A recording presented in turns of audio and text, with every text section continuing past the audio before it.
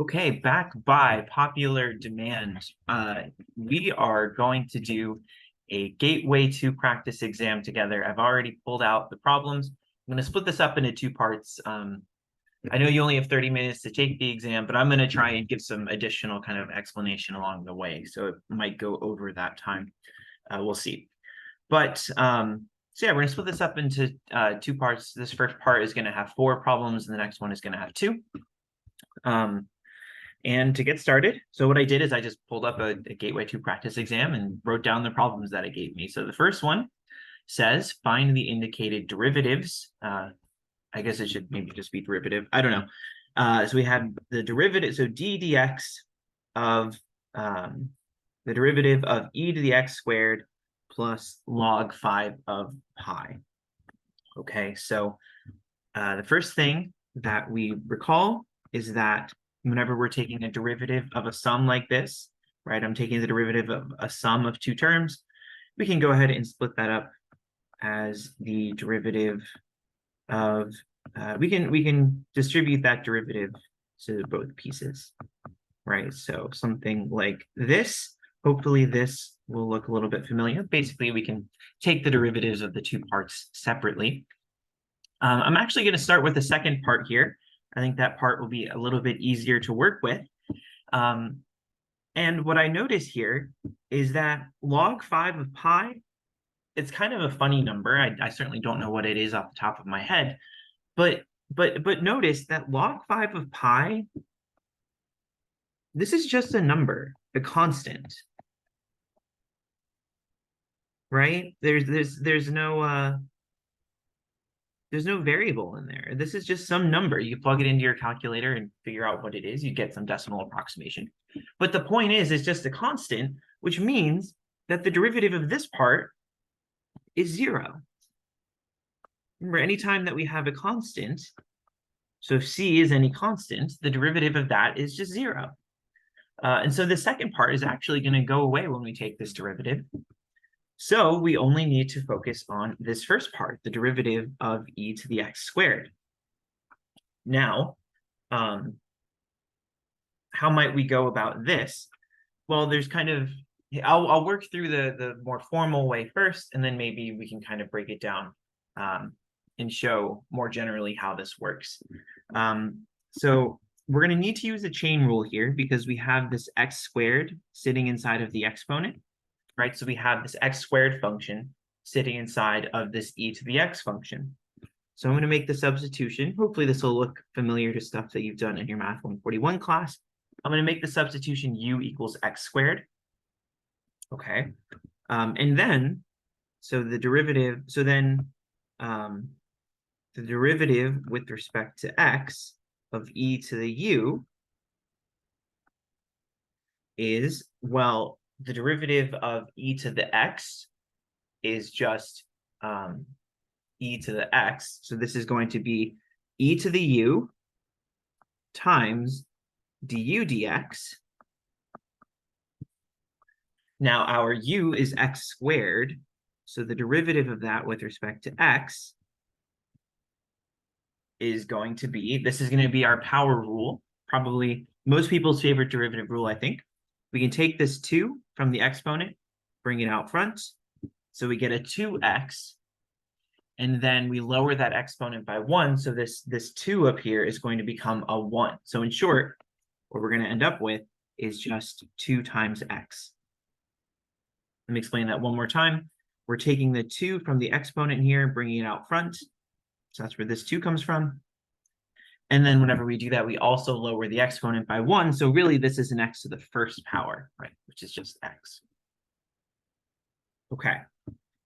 So this becomes, well, we're gonna have to undo our substitution. So this e to the u, right? That's going to become e to the x squared again. And then times the derivative of u with respect to x is 2x. And so our final answer is just e to the x squared times 2x. Let me make a general comment that once you've done, so whenever you're first learning chain rule, it's really helpful to work through this substitution in detail, write everything down like I've done here. once you've done this, once you've done a million of these, like I have as an old man, the way that you can kind of think about this, perhaps more, I don't know, more intuitively, maybe, I don't know. So if I have e to the something, whatever that something might be, in this case, we had x squared, but it might be 2x, it might be, it could be it could be cosine of x, right? Whatever. The derivative of that, so the derivative of e to the something, well, how does it work? Actually, here, let me write it a little, I'll write it a little bit more formally. Let's make this more precise. Let's say this is e to the f of x, right? So I have some function of f up in the new, some function of x in the exponent there. Well, the derivative of e to the x is just e to the x. So we always start just by kind of copying down this e to the thing that we started with. And then we multiply by the derivative of that exponent. Okay, so in this case, our f of x in this notation, our f of x was this x squared. So the derivative was, well, just e to the x squared, right? Just what we started with. And then we needed to multiply by the derivative of the exponent, the derivative of x squared. So that's where that's coming from. Okay, so once you've done a few of these and this kind of general idea makes sense, you can kind of start to move a little bit more quickly on these. But like I said, when you're first learning this, very good to go through the substitution process. All right, well, that does it for this first one. The second one, I wrote them all in advance. Here we are. Okay. Number 2, suppose that f of x equals ln of x to the 9th. Find f prime of 2. Okay, so this is going to be another chain rule problem. How do I know this? Well, I see I have this ln of x function sitting inside of this like x to the 9th function.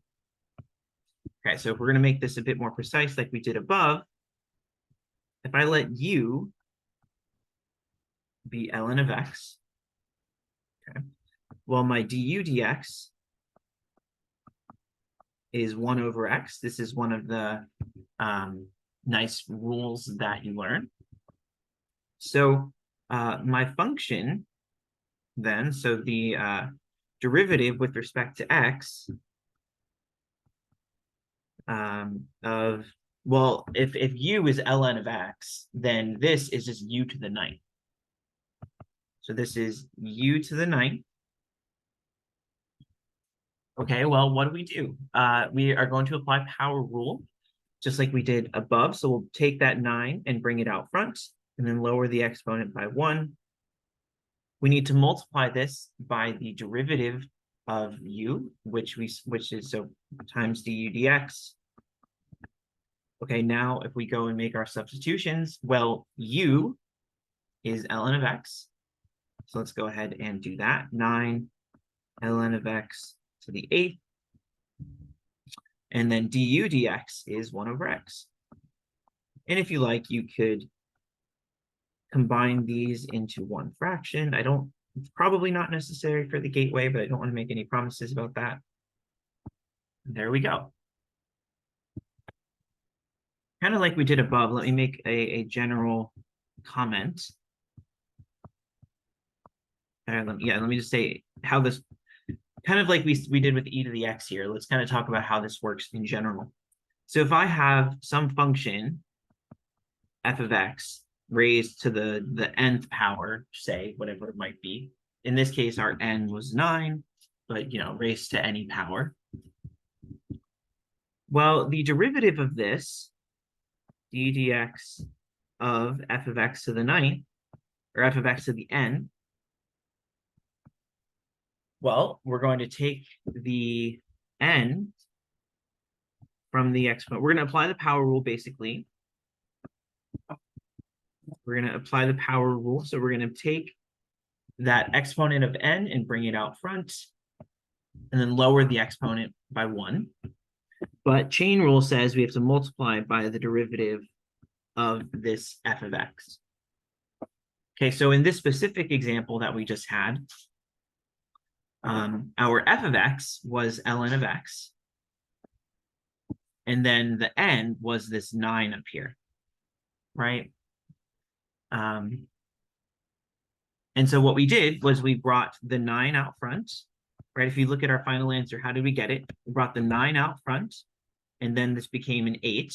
This exponent up here became an 8. So that's where we get this 9 ln of x to the 8th. But then we also needed to multiply by the derivative of just ln of x, which is how we get this 1 over x here, which became our denominator. So again, I think when you're first learning chain rule, it's good to work through all the stuff with the u. But once you get the hang of it, you start to get a little comfortable using this kind of strategy. So, all right, that does it for problem number 2. Let's go to problem 3. Find dy dx at x equals 1 if y equals 1 over 8x minus 4. Okay. I'm a big power rule fan. So anytime that I can use power rule, I really want to do so. The way that I would get started here personally is I would start by rewriting this 1 over 8x minus 4 as 8x minus 4 to the negative first power. Okay, maybe this is a good little reminder for our exponent rules, that if I have a to the negative n, that is the same thing as 1 over a to the n. Maybe another good rule, which I don't think it's going to come up on this particular gateway that I've got here, but another good exponent rule to remember is that a to the m over n is equal to the nth root of a to the m. Okay, so for example, something that comes up a lot when you're doing derivatives and things is something like this. So like a to the 1/2 is the same thing as root a. Okay, so you should definitely refresh yourself on these exponent rules if need be. They are super useful when taking derivatives, okay, as we're seeing here. So in this one, we're using this top rule to rewrite this fraction as 8x minus 4 to the negative first power. And now from here, we're actually in the same spot that we were last time, where we had some function raised to some power. So what we're going to do, maybe I'll go a little bit more quickly this time. So then dy dx, well, I'm going to bring the negative 1 out front. Okay, and then lower the exponent by 1. So I get negative 8x minus 4 to the negative second, right? This negative 2, that's just negative 1 minus 1. But remember, we also have to multiply by the derivative of that inside function, right? So in this case, we need to multiply by the derivative of that 8x minus 4. So times, I'll write it out, times d dx of 8x minus 4, which, using our power rule, that is just going to be 8. Okay, so we get negative parentheses 8x minus 4 to the negative 2 times 8. And again, I don't know how picky the gateway system is on this, but you can rewrite this as a fraction as such. Okay. So again, the gateway system might accept this, I'm not sure, but regardless, this is how we would do it. Maybe I should say something. So from here to here, what did I do? Well, to bring this, how did this get to the denominator? Well, I just used this rule up here, but kind of in reverse, right? So something to the negative second power is the same thing as 1 over that something squared. And so that's how that 8x minus 4 squared ended up in the denominator there. Okay, on to the last problem for this first half, for first 2/3, I guess. I didn't write this one down. That was my mistake. But okay, I remember roughly what it is, and I remember looking at it and thinking, oh, this is so nice. Okay. Basically, more or less what the problem said was to find the derivative of, or actually, hang on, let me pause this and go into my, I can pull it up. So give me just a second. Okay, yeah, I remembered I could go back into WebWork and pull up the actual problem. So here it is. Compute the derivative of the given function. F of t equals ln of 13 plus e to the fourth plus sine of pi over 4. I know what your first thought might be. Oh my gosh, there's ln's, there's e's, there's trig. Goodness, this is gonna be a lot of work. But remember, going back to this first problem 1 up here, we had this log 5 of pi. And remember, the derivative of that was just 0 because that's just some constant. It's just some number. I don't know what it is, but it's just a number, right? So its derivative is 0. Well, ln of 13 is just some number. E to the fourth, again, just some number. And sine of pi over 4, also just some number, root 2 over 2, right? But these are all just constants. And so the derivative of this is just going to be 0. Because these are just all constants. So the derivative of each piece is 0. Here's if you want to think like conceptually, why is this? Well, the derivative is asking, what is the rate of change of the function, right? So as t changes, how does this function change? But this function doesn't depend on t at all because it's just constants. So as t changes, the function literally does not change because it's just constant. It's a constant function, a weird looking constant function, but a constant function nonetheless. Okay, that'll do it for this first half. In the next, the reason I split it up this way is because the next 2 problems are going to involve some inverse trig functions, which I think are worthy of their own video. So thanks, hope you found this helpful, and maybe I'll see you in part 2.